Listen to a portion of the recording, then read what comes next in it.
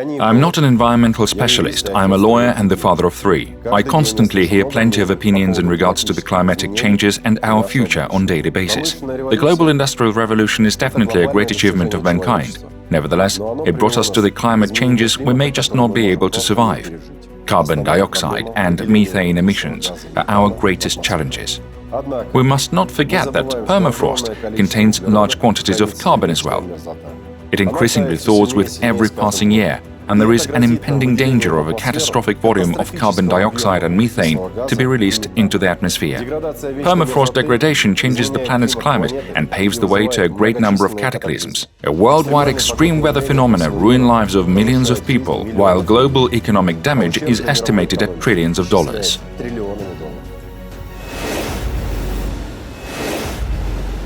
Scientists and politicians joined their efforts in the search for solutions. In 1997, the Kyoto Protocol was adopted at the Third United Nations Climate Change Conference. In 2015, the Paris Agreement was signed by more than 190 countries, setting the goal of limiting the temperature rise to 1.5 degrees centigrade in comparison to the pre-industrial era. However, the amount of production facilities is continuously growing, and it becomes increasingly challenging to achieve this goal. On the other hand, do we really see the whole scale of this challenge? Let's try to figure it out together. All human activities in industry and energy annually lead to emissions of more than 9 billion tons of carbon dioxide and 116 million tons of methane. At the moment, 1.5 billion tons of carbon dioxide and 32.5 million tons of methane go into atmosphere on the territory of Russia due to permafrost thawing. And therefore, nobody pays attention to emissions of greenhouse gases from permafrost, and nobody imposes carbon taxes on them. Still, permafrost covers 60% of Russia's territory and is in the degradation process, while carbon reserves in permafrost stand at about 800 billion tons. What might happen if we won't change the way we treat our planet? Total industrial and energy emissions worldwide will amount to 728 billion tons of carbon dioxide and 9 billion tons of methane over 80 years on the whole, by 2100. However, if we assume that permafrost on the Russian territory will continue thawing and will release 90% of carbon it contains, then greenhouse gases emission to atmosphere would stand at 777.6 billion tons of carbon dioxide and 52.08 billion tons of methane. In other words, if permafrost in Russia continues to thaw over the next 80 years, then total greenhouse gas emission from it will be above all the emissions of the entire global industry and energy sector within this period of time. The situation is aggravated by methane being one of the most hazardous greenhouse gases. It is dozens of times more active than carbon dioxide and is released from organic compounds in the permafrost thawing process. The permafrost area keeps shrinking. The process of thawing has been initiated and has already passed the point of no return.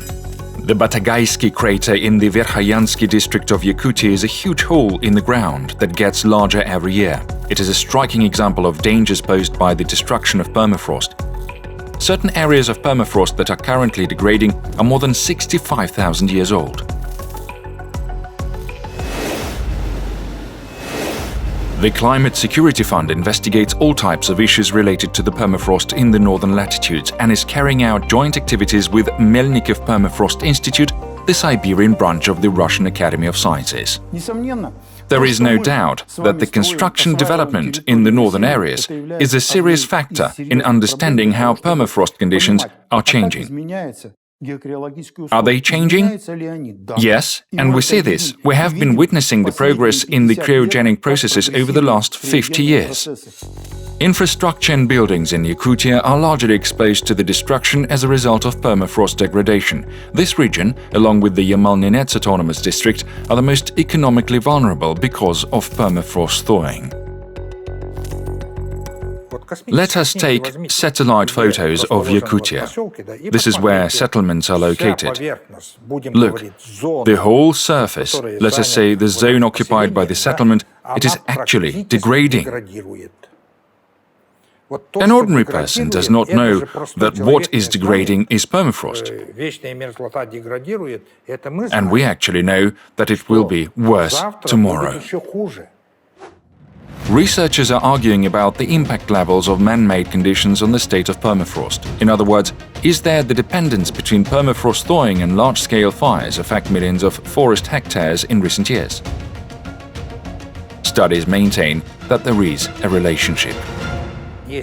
These wildfires, let us rephrase, man-caused fires, will lead to a huge catastrophe.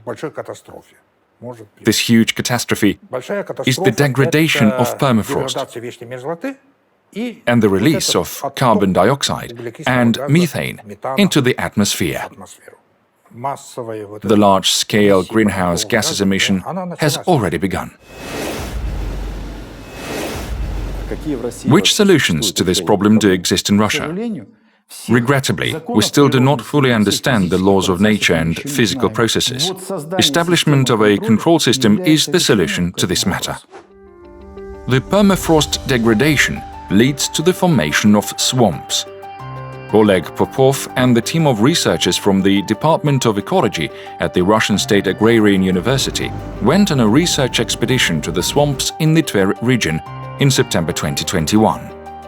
Produced data evidenced that soil carbon and methane quantity is growing on the marshland. Concentration of greenhouse gases in atmosphere and the temperature of Earth's air and soil layers is growing because of wetlands.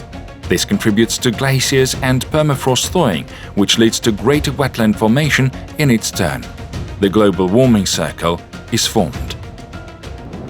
1/5 of land in Russia is unsuitable for life. This is because it is wetlands. As far as the global situation is concerned, it is nowhere better. 70,000 hectares turn into wetlands annually.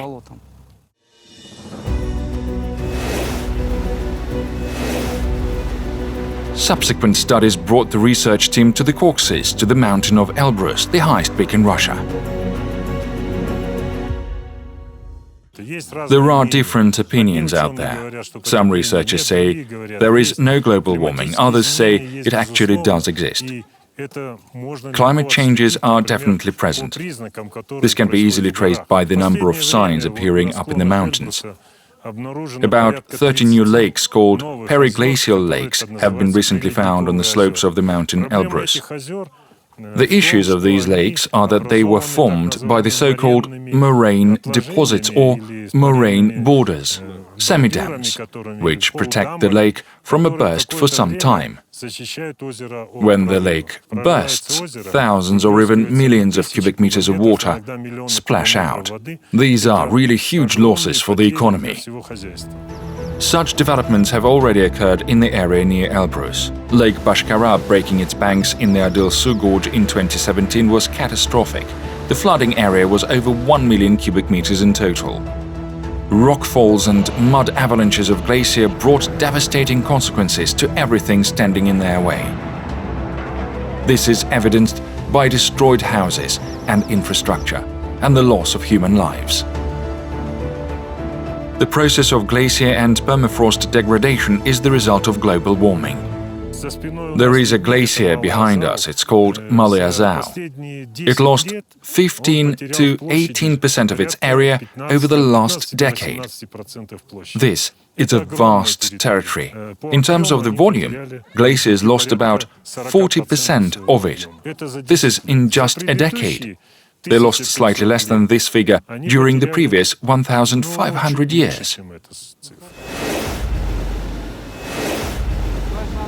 The Climate Security Fund proactively continues to study permafrost and the processes of its thawing, organizes collaborations with the experts regarding this matter, and searches for solutions. Permafrost takes up about a quarter of the world landmass. Half of it belongs to the territory of Russia. Permafrost is the carbon repository. We understand that it possesses a major threat to the whole planet. What should we do about this? The methane problem indeed exists. This does not merely exist. Let me say, it is expanding to frightening sizes. Clearly, new technologies should be searched for. how it can be halted, captured, well, how it can be consolidated with common objectives and tasks. This should be the point of concern. We're just saying that politicians should think a bit more about the tomorrow and not today. That is, the demand in the society and manifestations of danger related to the future do not exist on the whole. Nevertheless, I can say that the youth of our country, with whom I'm communicating with, and I'm communicating a lot, they already feel at a subconscious level that developments are not in a proper way, that we take future from them. The sanctions policy does not make possible for the Russian Federation to purify its rivers, to think about the way of coping with the vastest permafrost territory and the way of preserving our forests, because money is needed to do so. Apply sanctions now against the country responsible for the future is not merely to shoot at one's leg, but also to raise a pistol to one's temple. That is, make the decision, friends. Where should we go and what common rules of the game should be our priority at present? I regret saying we have no time. Believe me, friends, there can be no vaccine from an environmental catastrophe. We won't be able to tell you about all the dangers we're exposing ourselves to by ignoring the permafrost problem in this short video. But we can make our point. It's time for action. Every year, our civilization prioritizes more and more the challenges of climate change. However, we apply a blind eye to the consequences we will face as a result of permafrost degradation, and the latest IPCC report confirms this. I think this is criminal flippancy to the next generations. Yes, the leaders of many countries understand this, presumptuously expecting that the problem will resolve itself. No, it will not. The world should focus on this problem and act only together. In doing so, Russia can take a leading position in the study and protection of permafrost in the interests of all mankind.